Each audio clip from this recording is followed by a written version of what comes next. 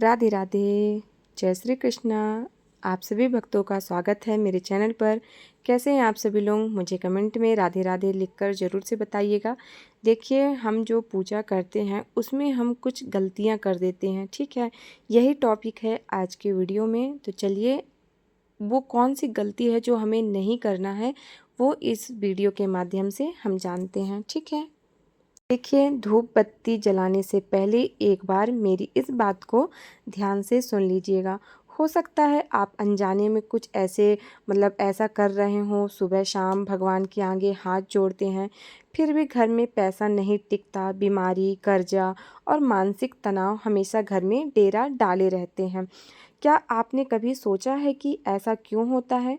शास्त्रों में स्पष्ट लिखा है कि घर का मंदिर हमारा ऊर्जा का एक बहुत बड़ा केंद्र होता है। यह वह पवित्र जगह है जहाँ से पूरे घर में सकारात्मक ऊर्जा का संचार होता है, जो आपके जीवन में सुख, शांति और समृद्धि लेकर आती है। लेकिन अगर इस केंद्र में ही कुछ भयंकर गलतियाँ हो जाएं, तो यह ऊर्जा सकारात्मक से पूरी तरह नकारात्मक में बदल जाती है। आज मैं आपको वास्तु शास्त्र और प्राचीन ग्रंथों में छुपे वो 3 गहरे रहस्य बताने जा रही हूँ जो आपके घर के मंदिर से जुड़े हैं।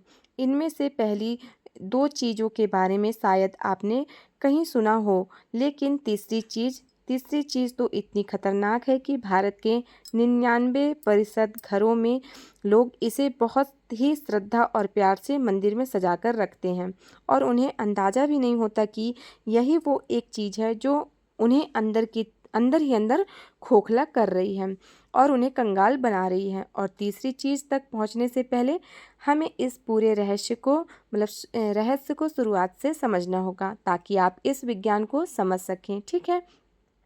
सबसे पहले बात करते हैं ऊर्जा की। तो जो आपके घर में ईशान कोण यानी उत्तर पूर्व दिशा में बनती है, जब आप घंटी बजाते हैं, जब आप मंत्रों का उच्चारण करते हैं, तो ध्वनि की तरंगे एक विशेष प्रकार का कंपन पैदा करती हैं, ठीक है। यह कंपन आपके मंदिर में रखी मूर्तियों को और तस्वीरों से टकराकर पूरे घर में फैलता है। अब जरा सोचिए, अगर तरंगे टकराने वाली जगह ही दूषित हो जाएं तो क्या होगा? यहीं पर आती है हमारी पहली चीज़, जिसे आपको आज और अभी अपने पूजा घर से हमेशा के लिए हटा देना है। वो है खंडित मूर्तियाँ, चटके हुए बर्तन या देवी देवताओं की ऐसी तस्वीरें जिनका रंग फीका पड़ गया है, ठीक है, या कागज फट गया हो। बहुत से लोग भावनात्मक रूप से भगवान की पुरानी मूर्तियों से इतना जुड़ जाते हैं कि मूर्ति के हाथ का कोई हिस्सा टूट जाने पर भी या किसी तस्वीर का कोना फट जाने पर भी उसे मंदिर से नहीं हटाते। उन्हें लगता है कि यह उनके पूर्वजों की निशानी है, या उन्हें इस मूर्ति की सालों पूजा की है तो इसे कैसे विसर्जित कर दें, ठीक है। लेकिन वास्तु और आगम शास्त्र कहते हैं कि जैसे कि कोई मूर्ति खंडित होती है या टूटती है, तो उस मूर्ति को प्रणाम करके वापस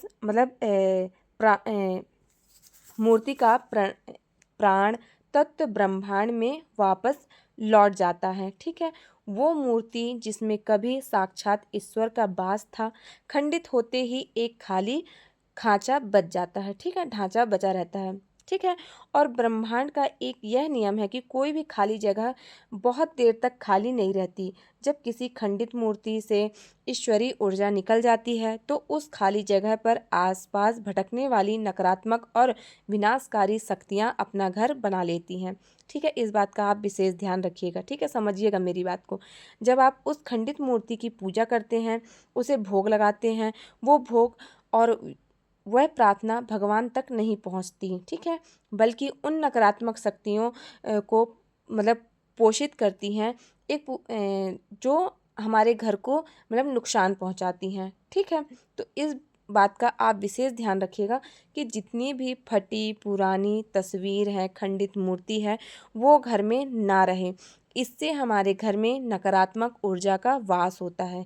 इस बात का विशेष ध्यान रखिएगा। अगर आपके घर में ये मूर्ति हैं तो आज ही इन्हें निकाल कर विसर्जित कर दें। ठीक है। देखिए, दूसरी सबसे महत्वपूर्ण चीज़ की ओर हम आगे बढ़ते हैं। यह एक ऐसी गलती है जो अनजाने में लगभग हर घर में रोज़ होती है और यही वो गलती है जो घर में बीमारियों और कर्जा को न्योता देती है। दूसरी चीज़ को आपको तुरंत अपने मंदिर से हटानी है।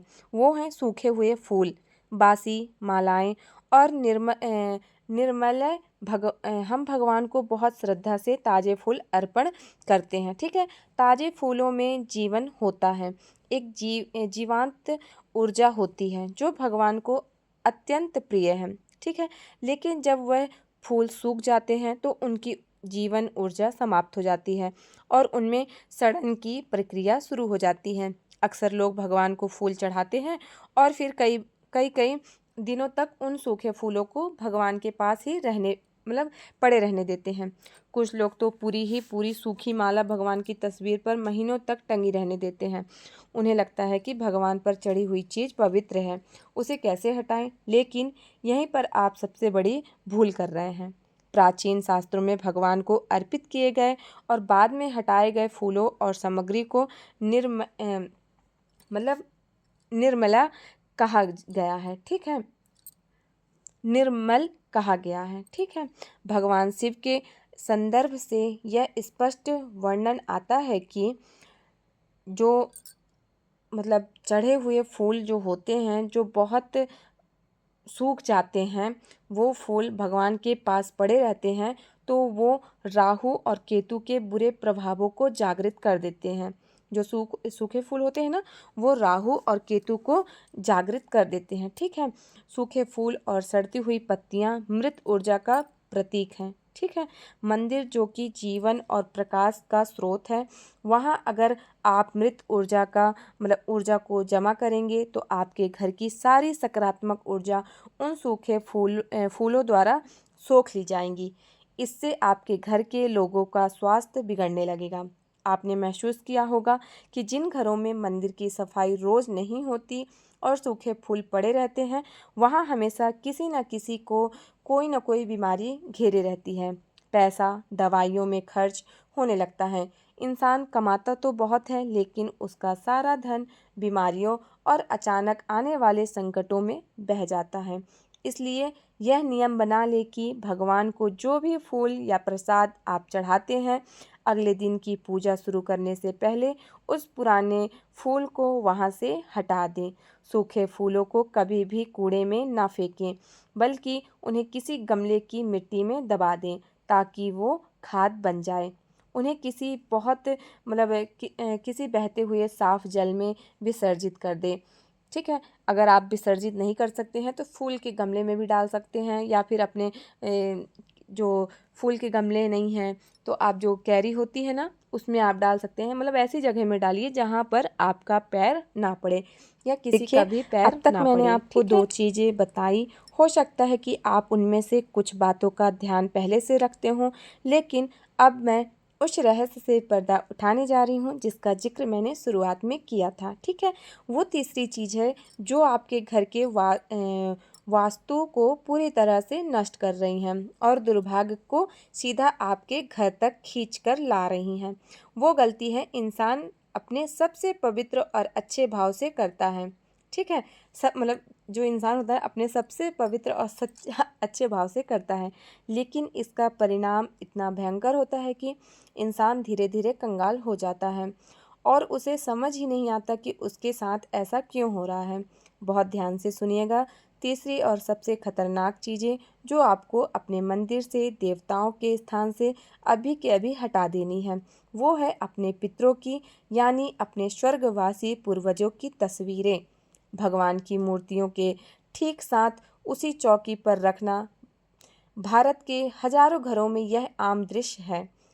ठीक है। बहुत लोग के घर में मैं देखी हूँ कि भगवान के साथ हैं जो पूर्वज होते हैं ना, जो स्वर्गवासी हो जाते हैं, उनकी फ़ोटो मूर्ति फ़ोटो मढ़वा कर अपने भगवान के पास बैठाते हैं। तो जो भी लोग अपने माता पिता, दादा दादी या परिवार के किसी भी सदस्य के गुजर जाने के बाद उनकी तस्वीर को फ्रेम करवाते हैं और बहुत ही सम्मान के साथ उसे घर के मंदिर में भगवान की मूर्तियों के ठीक बगल में रख देते हैं। वे सुबह जब भगवान को धूप दीप दिखाते हैं तो वहीं धूप दीप अपने पूर्वजों की तस्वीर को भी दिखाते हैं। लोगों का सोचना है कि उनके पूर्वज भगवान के पास चले गए हैं, इसलिए वे भी भगवान के समान हो गए हैं। लेकिन आध्यात्मिक विज्ञान और वास्तु शास्त्र के अनुसार यह एक ऐसा ब्रह्मांडीय अपराध है कि जो आपके पूरे कुल की उन्नति को रोक देता है। इसे बहुत गहराई से समझने की कोशिश कीजिएगा। देखिए, ब्रह्मांड में दो अलग अलग प्रकार की प्रमुख ऊर्जाएं काम करती हैं, ठीक है। देव ऊर्जा और पितु ऊर्जा। देव ऊर्जा वो परम शक्ति है जो संपूर्ण सृष्टि का पालन करती है, ठीक है। यह विशुद्ध रूप से सत्व गुणी है। वहीं पितु ऊर्जा उन आत्माओं से जुड़ी है जो अभी मुक्ति की राह पर हैं, जिनका हमसे रक्त और कर्म का संबंध है। भगवान का स्थान, देव स्थान, हमेशा घर के ईशान कोण यानी उत्तर पूर्व दिशा में होता है, जो कि देवताओं की दिशा है, ठीक है। जबकि हमारे पितरों का स्थान, स्वर्गवासी पूर्वजों का स्थान दक्षिण दिशा की मानी गई है, ठीक है, जिसे यम की दिशा भी कहते हैं। जब आप अपने पूर्वजों की तस्वीर भगवान के एक साथ ही आसन पर बिठा देते हैं तो आप अनजाने में देव ऊर्जा और पितृ ऊर्जा को आपस में टकरा देते हैं। यह बिल्कुल वैसा ही है जैसे आपने दो विपरीत दिशाओं में बहने वाली नदियों को एक साथ मिला दिया हो, जिससे भयंकर बवंडर पैदा हो जाता है। देवताओं का स्तर ब्रह्मांड में बहुत ऊंचा है और पितृ होते हैं, चाहे वो कितने भी पूजनीय क्यों ना हो, वे मनुष्य और देवताओं के बीच की कड़ी हैं, ठीक है। जब पितरों को देवताओं के बराबर बिठाया जाता है तो इससे देवताओं का अपमान होता है, ठीक है। साथ ही पितरों को भी भयंकर कष्ट भोगना पड़ता है। इसी अनुचित स्थान पर बैठने के कारण बेचैन हो जाते हैं और जिस घर के जो भी पितृ हैं बेचैन होकर उस घर में कभी बरकत नहीं हो सकती, ठीक है। इस पितृदोष का एक बहुत बड़ा कारण माना गया है। जब देव और पितृ ऊर्जा का टकराव होता है तो घर में अचानक से बहुत बड़े बड़े आर्थिक नुकसान होने लगते हैं, व्यापार में घाटा होने लगता है, घर के सदस्यों के बीच बिना बात के झगड़े शुरू हो जाते हैं, बच्चों की शादी में अकारण देरी होने लगती है और घर का मुखिया हमेशा कर्ज में डूब जाता है। तो इस बात का आप लोग विशेष ध्यान रखिएगा, ठीक है। ये सब छोटी छोटी बात हैं जो हमें बिल्कुल भी जो ध्यान से निकल जाता है ना, तो ऐसी गलती हमें नहीं करना है। एक तो टूटी फूटी मूर्तियां घर पर विराजमान नहीं करना है, उन्हें हटा देना है। दूसरा, पूर्वजों की फ़ोटो घर पर हमें नहीं रखना, वो भी भगवान के स्थान पर, ठीक है।